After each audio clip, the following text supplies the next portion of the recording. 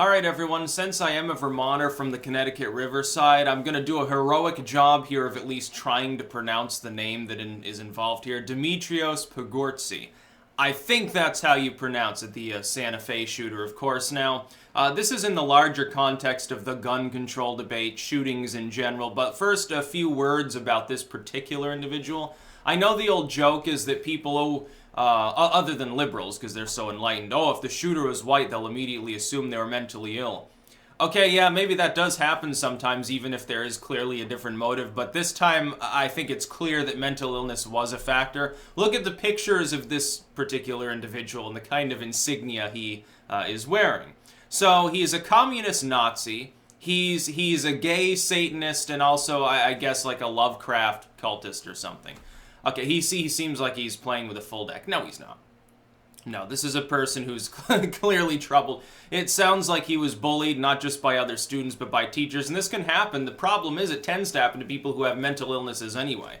Hence, fix the fucking mental health system, hence fix the fucking school system, get rid of teachers that are ineffective and lazy, or that bully kids, or don't do anything, they turn a blind eye to problems in the schools. Yeah, you're going to occasionally get acts of violence when that happens. Normally, it's not going to be a shooting. Normally, it's going to be a couple of kids sparring in the parking lot, or after school or something, or, Jimmy smoked weed or something the other day to help with the stress. But no, I think this is one of the supreme edgelord characters that you hear so much about. Like, the internet decided to temporarily overlap with real life. Like, the timeline got a little bit odd there for a moment, and I think that's what results.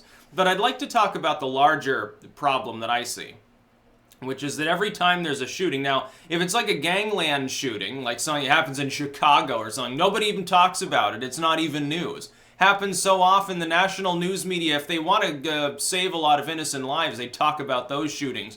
But those happen in black communities. I have a feeling that has something to do with it, because you take a look at your nightly news, and you will see a little bit of a discrepancy here. And I'm not going full liberal on you, I'm just pointing out there's a little bit of a difference there. Now fucking isn't it? And they're all based in New York. They're not based in Chicago. They're based in gun-unfriendly New York. Just like gun-unfriendly London Stan at this point has more shootings than New York City does. And a lot of stabbings. And they've got cameras everywhere, metal detectors. The police will literally, they'll come and vaporize you if you have a gun in that fucking country. Now, we've got some serious problems because all anyone can talk about, from their gated communities, they talk about how bad guns are. Most of these people haven't even fired a gun. Isn't it a little bit odd? Doesn't it seem a little bit morally decrepit for people immediately? The blood's not even dry. There are people who are, seriously wounded in the hospital at the time that may or may not live, and all the fucking media can talk about, and all these fuckers on Twitter can talk about is, guns are so bad, we need more common sense gun reform. Well, maybe we need common sense mental health reform. Have you thought that this may be a factor? No, see, here's the problem. Gun control is snake oil. We've already tried it. We've tried it for over a century. In the wake of Crookshank, you have more and more gun control generally, and yet the shooting level keeps rising. Recently, in the last couple decades, we've relaxed gun control restrictions and shootings have become far less prevalent. By the way, most of those shootings are suicides anyway. Suicides and gang shootings. They're related to gang activity or they're single actor. Here's the thing. For tackling those, all this gun control won't do anything. The suicidal person will still be suicidal. They'll hang themselves, they'll stab themselves, they'll slit a wrist open, they'll take a bath with a toaster, they'll be watching Brave Little Toaster in the bath, something like that. They're still dead. It doesn't matter that they didn't have a gun to shoot themselves with. By the way, it turns out that this kid who shot up this school, he used a .38 revolver and a shotgun. He didn't even use one of those uber scary assault rifles. That's funny. There's not a single person, as far as I know, who has any credibility within the mainstream, who's ever suggested banning revolvers. Occasionally they'll talk about maybe handguns, but revolvers, like, oh yeah, this weapon from the mid-1800s. No, they don't even worry about it. They don't even care. Like, even the most draconian anti-gunners typically, like, Joe Biden comes out, nobody needs an assault rifle. Just buy a shotgun to defend your home.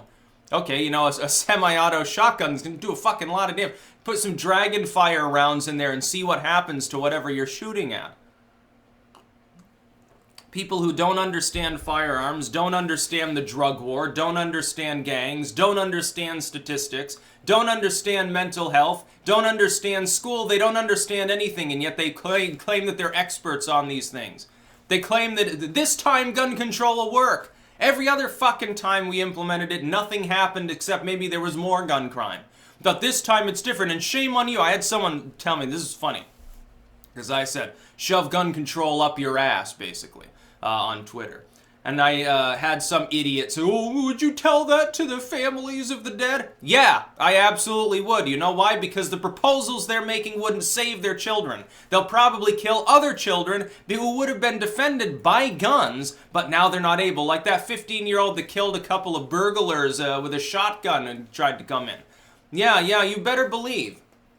You got your 14, 15-year-old daughter at home. Don't you want to have a firearm around for her to defend herself? Oh, yeah, honey. So what are you supposed to do? You have to fucking coddle them from cradle to grave? Have a nanny state in your home as well as in the state? The state doesn't have any right to pass gun control at all. We should be repealing existing gun control. We would have a safer society. I fully believe that. And I don't say this as someone who's like, oh yeah, I've got a wall full of firearms. I've got a basement full of ammunition. I'm a self-proclaimed militia. I am the militia. I know I own a gun, but I don't sit there stockpiling, and I don't go out to the range constantly either. I don't feel the need to do so. It doesn't really get me off. By the way, I don't care if other people do. If that's what you're into, you want to spend all your money on ammo, it's like, yeah, okay. You know, a lot of people just spend it all on beer, so. I looked up the prices for 22 rounds, by the way, and the price of a case of beer is the same. You can buy like 400 or 500 22 bullets for the cost of a case of cheap piss beer.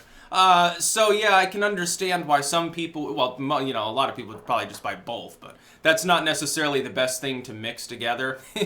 and I like alcohol, so, you know, I try to avoid, you know, randomly, you know, shooting the gun.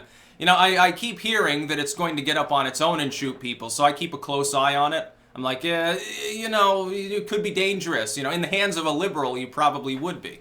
And no, none of the proposals that are being made make sense, and it's just feel-good bullshit. It's like when government proposes, whenever you get these emotional arguments, be assured you're being sold a pig in a poke. It's like the Patriot Act.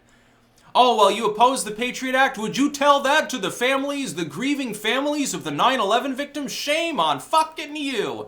Shame on cock-sucking you. That's basically what they said at the time.